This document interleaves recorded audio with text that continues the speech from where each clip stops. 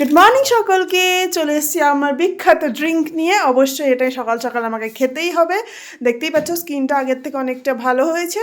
তো চলো, ড্রিঙ্কটা খাওয়া শেষ আর তারপরে আমি দুটো আমন্ডস খেয়ে নিয়েছি, যেটা আমি ডেলি খাই। এরপর আমার ব্রেকফাস্ট টাইম। ব্রেকফাস্টে আজকে কী ছিল বলো তো? ছাতু, যেটা আমি বিট লবণ দিয়ে খেয়েছি। এই যে বিট লবণটাও দেখিয়ে দিলাম। তো এইভাবে আমি ছাতু গুলে আজকে খেয়েছি, অন্যদিন শরবত করে খাই, আজকে এইভাবেই খেয়ে নিলাম।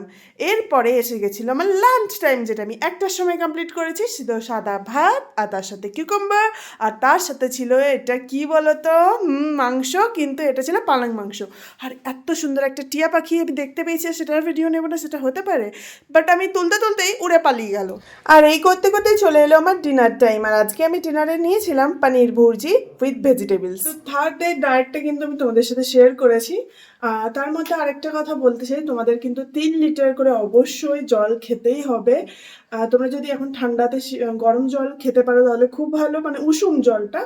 তো সেটা যদি ফ্লাক্সে ভরে খেতে পারো তাহলে খুব ভালো, আর যদি আমার মতো ঠান্ডা জল খেতে পছন্দ করো সেটাও অনেক ভালো। তো চলো, 3 লিটার করে জল খাও, শরীরকে সুস্থ রাখো, আর এইভাবে নিজেদেরকে একটু টাইম দাও। চলো, আজকের মতো টাটা বাই বাই। ভিডিওটা বেশি বড় করছি না, সবাই খুব খুব খুব ভালো থাকে। Good night.